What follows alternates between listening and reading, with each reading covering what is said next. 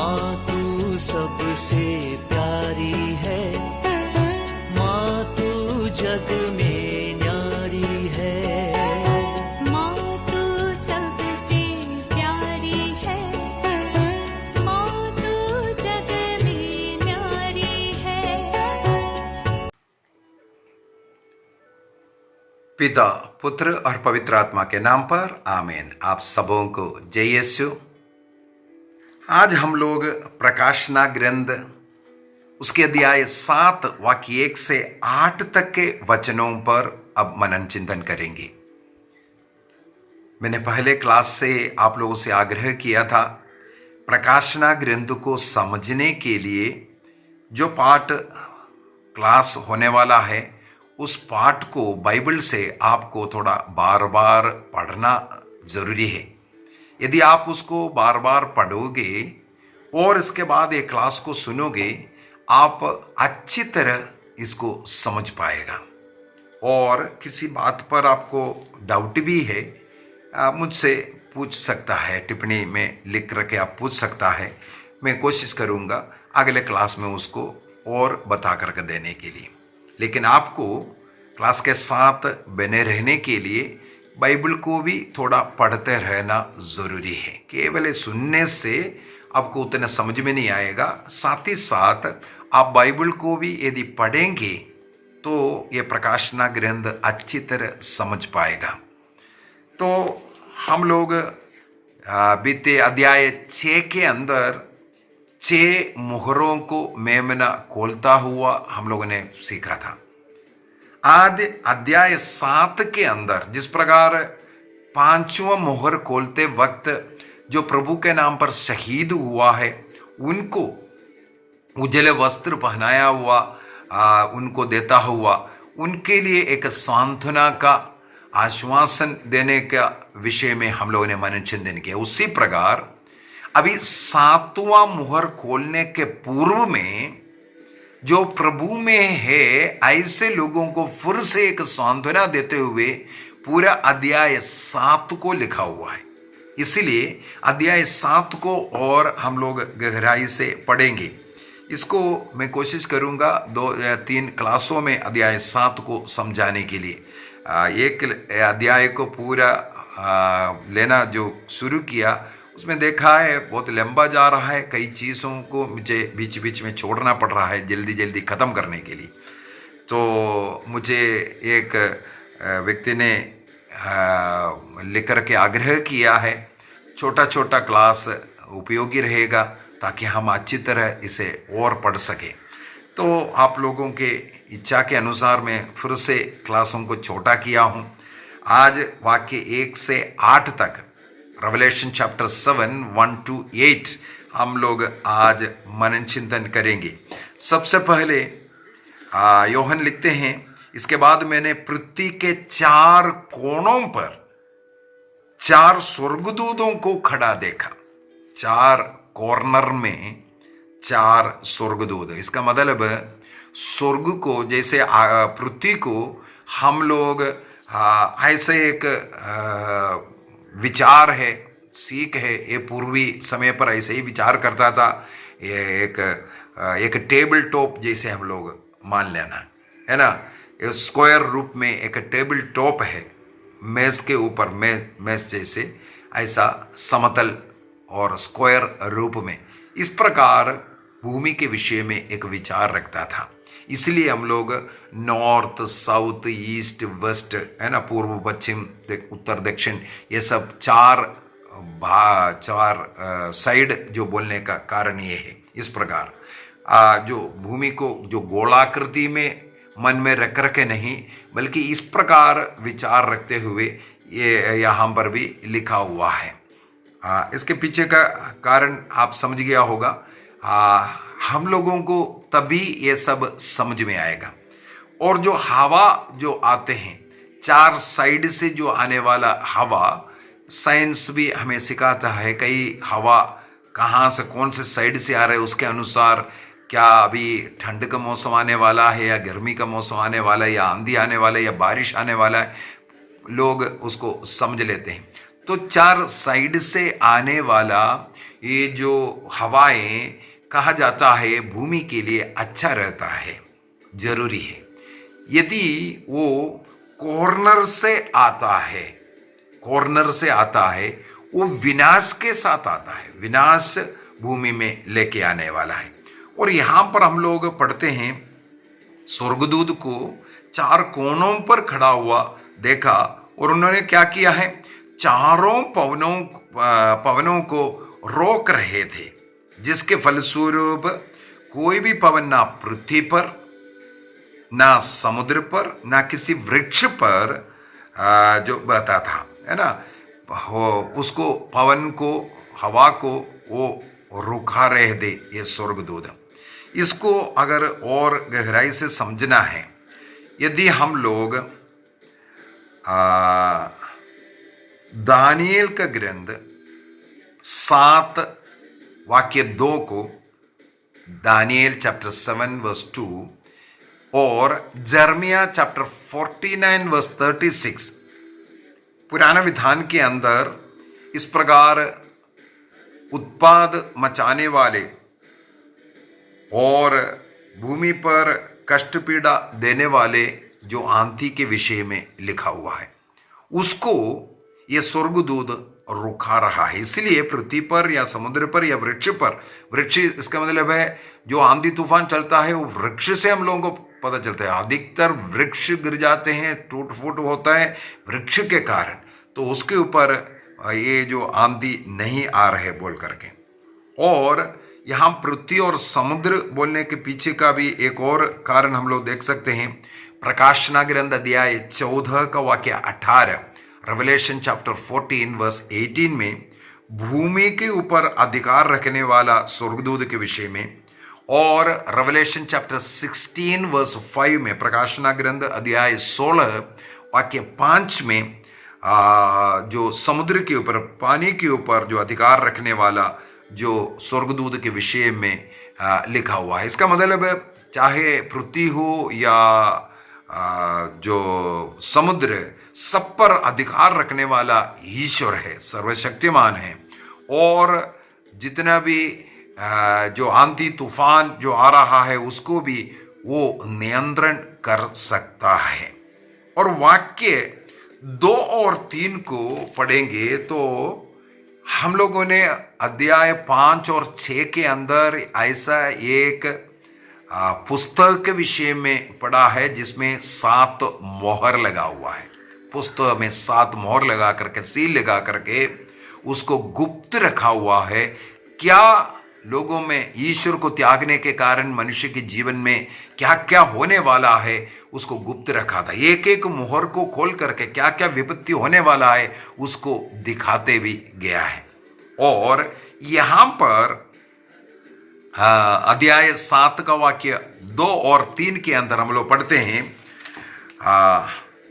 मैं एक अन्य दूत को पूर्व से ऊपर उठते हुए देखा। एक पूर्व से उड़ने वाला एक दूत को देखा। पूर्व हम लोगों के पवित्र बाइबल के अंदर में कई बार क्लास में बताया है ईसा मसीह का दोबारा आगमन के विषय में, और हमारा जो मुक्ति का जो कार्य है वो सबसे पूर्व साइड को कई बार दर्शाया है। उदाहरण के लिए निर्गमन ग्रंथ 28:11 में, एक्सोडस चैप्टर 28 वर्स 11 में, और नबी इस्हाक का ग्रंथ अध्याय 44 वाक्य 5 में इसके विषय में ये लिखा हुआ है। वहां पर ईश्वर का जो मुहर लगाने के विषय में जो बता कर दिया है।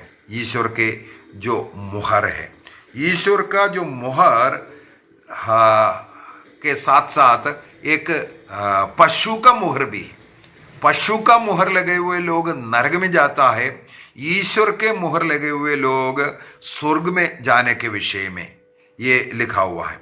और यसेकिएल का ग्रंथ अध्याय 9 का 4 में, यसेकिएल का ग्रंथ अध्याय 9 का 4 में हम लोग जो मुहर के विषय में लिखा हुआ है।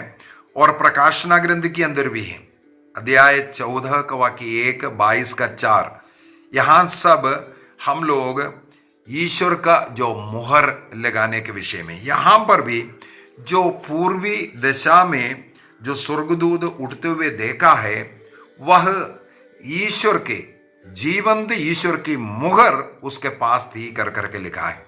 वो हमारा रक्षा का, संरक्षण का मुहर है। जिन पर उस मुहर लगा हुआ, ईश्वर का संरक्षण का मुहर लगा हुआ, उनके ऊपर विनाश नहीं पड़ेगा। यह अध्याय 7 का मेन जो बात यही हमें बता करके दे रहा है। मुहर के विषय में जैसे हम लोगों ने निर्गमन ग्रंथ 28 का 11, इस्हाया का ग्रंथ 44:5 और एसेकिएल का ग्रंथ अध्याय 9:4 में और प्रकाशना ग्रंथ के अंदर आगे 14:1, 22:4 इसमें इसको विषय में लिखा हुआ है। तो यहां पर जिसके पास वो मुहर था, वो जो उन 4 दूतों से जिन्होंने पृथ्वी और समुद्र को उजाड़ने का अधिकार लेकर के जो कोने पर खड़ा था, पृथ्वी के 4 कोनों पर जो 4 स्वर्गदूत खड़े थे, उनसे आग्रह किया। क्या आग्रह किया? जब तक हम अपने ईश्वर के दासों के मस्तक पर मुहर ना लगाए, तब तक तुम ना तो पृथ्वी को उजाड़ो और ना समुद्र को और ना वृक्ष को। वो जो हवा, जो आंधी जो आ रहा है, उसको रुका कर रखो। कब तक? जब तक ये स्वर्गदूत जो पूर्व से आने वाले, जो संरक्षण देने वाले, जो विश्वासियों के साथ रहने वाला संरक्षक स्वर्गदूत हम बोल सकते हैं, हमारे हरे का संरक्षक दूत, ये हमारे मस्तक पर मुहर जब तक नहीं लगाएगा, तब तक संसार को ना उजाड़ें, ये लिखा हुआ है। इसके विषय में थोड़ा सा और हम लोगों को सीखने से अच्छा है। कुरिन्थियों का दूसरा पत्र अध्याय 1 वाक्य 22 में, 2 Corinthians chapter 1:22, एफेशियंस 1:13 और 4:30, एफेशियंस अध्याय 1 वाक्य 13 और अध्याय 4 वाक्य 30 में पवित्र आत्मा के द्वारा मुहर लगाने के विषय में लिखा हुआ है। पवित्र आत्मा के द्वारा हमारे शरीर पर कब मुहर लगाता है? सबसे पहले बपतिस्मा, इसके बाद जो 7 संस्कार जो है, पवित्र आत्मा को ही हम प्राप्त करते हैं। ना मिटने वाला जो मुहर लगाता है, चाहे बपतिस्मा हो, चाहे दृढ़ीकरण संस्कार हो, चाहे पुरोहिताई संस्कार हो, इसके द्वारा ना मिटने वाला एक मुहर, पवित्र आत्मा का मुहर लगता है। तो हम जो लोग जो ईश्वर के इस प्रकार का मुहर प्राप्त किए हुए ईश्वर के संतान हैं। और दूसरी बात इससे हम लोगों को यह है, जो दंड, जो संसार के अंत में जो दंड मिलने वाला है, वो हम लोग उसमें सुरक्षित रहेगा, क्योंकि पवित्र आत्मा का वो छाप, वो मुहर हम लोगों को मिल चुका है, क्योंकि हम मसीह के साथ जुड़ करके जीवन जी रहा है, प्रभु के जैसे जीवन जी रहा है। मसीह का आत्मा हमारे अंदर निवास करता है, इसीलिए वो जो दंड, संसार को जो मिलने वाला दंड हमारे लिए नहीं होता है। तो ये साक्रमेंटल सील भी जो संस्कारों के द्वारा हम प्राप्त करते हैं, उस मोहर को भी इसको दर्शाता है। अगला पॉइंट ये है, वहां पर मोहर के विषय में लिखा है वो जीवंत ईश्वर की मोहर है करके। उस संरक्षण देने वाला वो उस स्वर्गदूत के हाथ में जो मोहर है, वो जीवंत ईश्वर का मोहर है। और वो मोहर लेकर के आने वाला व्यक्ति, जैसे पूर्वी दिशा में सूरज जहां से उदित होकर के आता है, उसी जगह से संसार की ज्योति प्रभु ईसा मसीह का दोबारा आगमन, और हम लोग देखते हैं वो पूर्व से आने वाला है। बारूक का ग्रंथ अध्याय 4:36 में, उत्पत्ति ग्रंथ अध्याय 2:8 में, लूकस का सुसमाचार अध्याय 1 वाक्य 78 में 78, यहां सब इस पूर्वी दिशा से आने वाला उस मुक्ति उसके विषय में लिखा हुआ है। तो इसके साथ जोड़ करके उस स्वर्गदूत पूर्वी दिशा से ऊपर उड़ता हुआ आता हुआ, अर्थात मुक्ति हमें प्रदान करने वाला, वो मुद्रा लगाने वाला, वो तब तक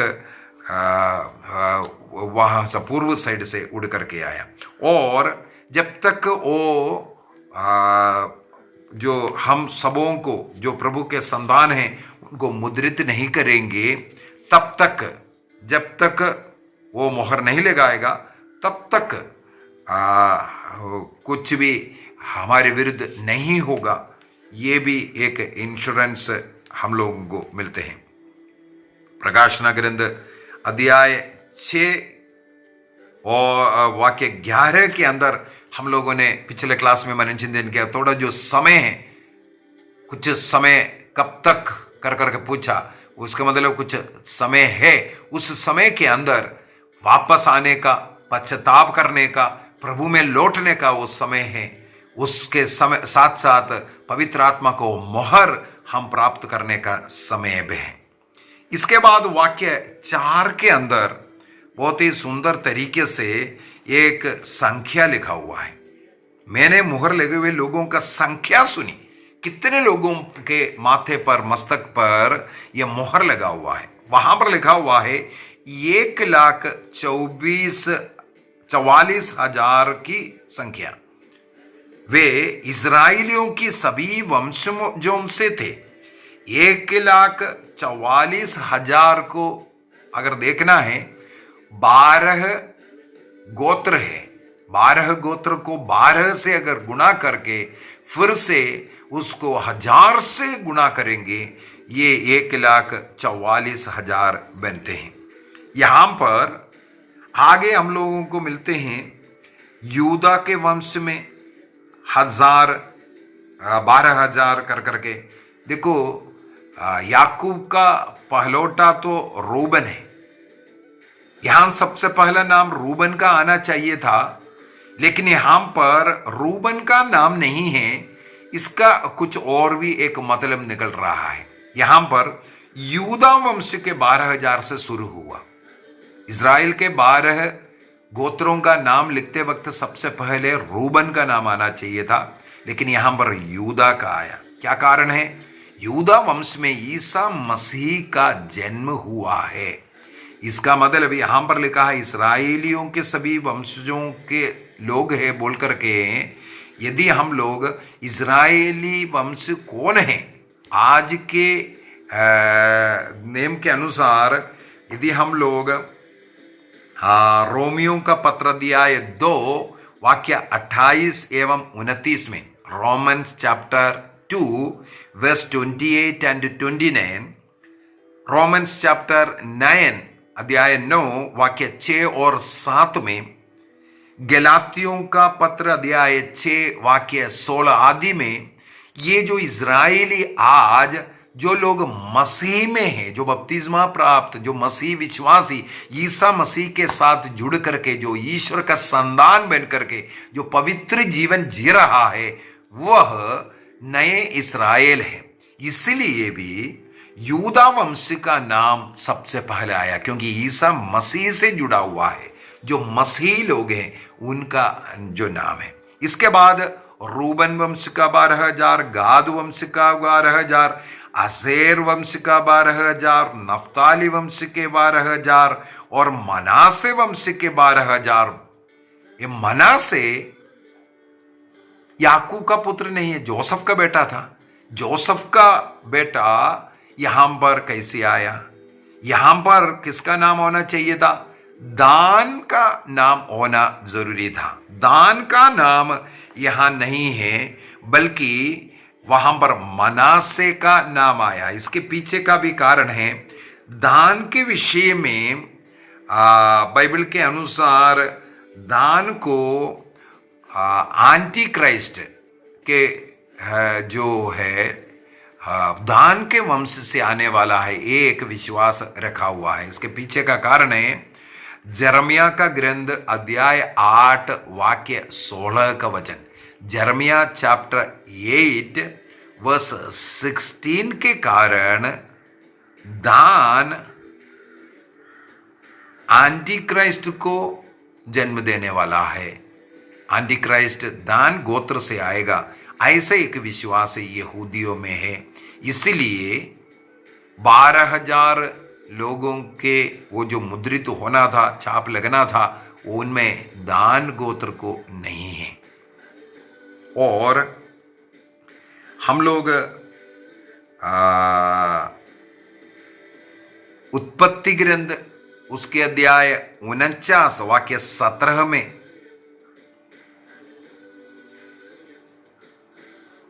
जेनेसिस चैप्टर 49 वर्स 17 और न्यायकर्ताओं का ग्रंथ अध्याय 18 वाक्य 30, जजेस चैप्टर 18 वर्स 30, पहला राजा अध्याय 12 वाक्य 29, फर्स्ट किंग चैप्टर 12 वर्स 29, यहां सब दान के विषय में अच्छी बात नहीं लिखा है, सब विरुद्ध में ही लिखा हुआ है।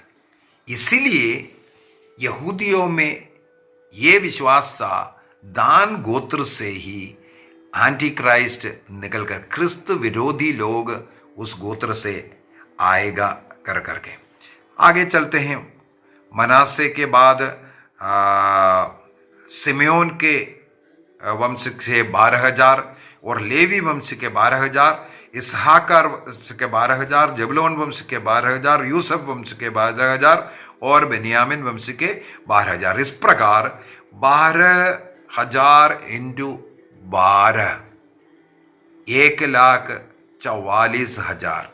इस संख्या का ये मतलब ये नहीं है केवल 1,44,000। इसका मतलब ये है जो प्रभु के लोग, ईश्वर विश्वासी लोगों का वो जो अनगिनत संख्या, जो समुदाय जो है 12 इंटू 12 इंटू 1000 मैंने बोल कर दिया। मतलब इसको जो पूर्णता का क्रिस्त में जो रहने वाला, क्रिस्त विश्वासी, ईश्वर के विश्वास में रहने वाला, केवल बपतिस्मा लेकर के पाप करने वालों का नहीं, मसीह जैसे जीवन जी रहा है, पवित्रता का, विश्वास का जीवन जी रहा है, ऐसे लोगों का जो संख्या, जो प्रभु में जो जीवन जी रहा है, ऐसे संख्या वो है 1,44,000। मेरे विचार में उस संख्या के विषय में आपको समझ में आ गया होगा। आज जो कलीसिया से जुड़ करके, प्रभु से जुड़ करके जो जी रहा है, उनकी संख्या ये है। वो जो लोग अपने पवित्रता, विश्वस्तता, ईमानदारी के द्वारा विजय प्राप्त किया, वे लोग मसीह के लिए जी करके अपना प्राण अर्पित किया, वे लोग संसार में आज रहने वाला है। अगली बात यह है वो जो मर करके नहीं है, उनका नहीं, यहां पर लिखा हुआ है जो लोग अभी जीवित है उनके माथे पर मुहर लगाना है। इसका मतलब वो मर करके जो स्वर्ग गया उनके विषय में नहीं, आज इस पृथ्वी पर हम लोग जो रह रहा है, हम लोगों का संख्या है 1,44,000। ये जो है वो कलीसिया का एक चिन्ह है। ये कलीसिया का जो सही इस्राएल, मैंने कई वचनों को बोल करके दिया, ये सब है। याकूब का पत्र दिया, एक में भी इसी प्रकार 12 गोत्रों को लिखा हुआ पत्र बोल करके लिखा हुआ मिलेगा। इसका मतलब कलीसिया का, जो मसीह का कलीसिया, जो मसीह ने स्थापित किया, जो कलीसिया में ईमानदारी का जीवन, उसे कलीसिया से जुड़ करके जीवन जी रहा है, उनकी संख्या है 1,44,000। तो वाक्य 5 में अभी जाते हैं।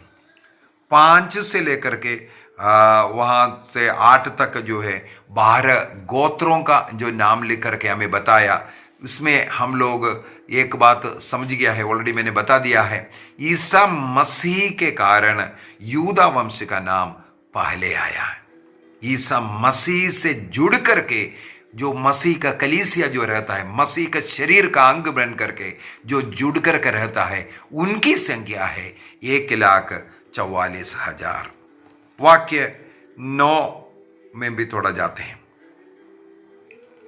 9 से हम लोग अगला क्लास में सीखना चाहे, समय इतने ही हम लोग रखते हैं। आइए हम अपनी आंखों को बंद करेंगे, प्रभु को धन्यवाद देंगे। 4 पृथ्वी के 4 कोणों से 4 दूधों को खड़ा हुआ, और एक दूध पूर्व से रक्षक दूध के रूप में उड़ करके आने वाला दूध के विषय में आज हम लोगों ने मनन चिंतन किया। जो सैक्रमेंट लेकर के प्रभु में जो जीवन जीते हैं, उनके माथे पर, मस्तक पर मुहर लगाने के लिए सैक्रमेंटल सील और प्रभु का विश्वस्त सेना बन करके, विश्वासी बन करके रहने के लिए प्रभु हमें बुला रहा है। निर्णय कीजिए, उस मुहर लगे हुए लोगों के समान हम भी जीवन जिएंगे। निर्णय कीजिए एक अच्छा जीवन जीने का, प्रभु के योग्य जीवन जीने का। उन लोगों के ऊपर कोई विपत्ति नहीं आएगा, उन लोगों को स्वर्ग राज्य मिलेगा, न्याय के दिन निकट है, ये प्रभु हमें सिखाता है। पिता, पुत्र और पवित्र आत्मा के नाम पर आमीन। आप सबों को जय यीशु।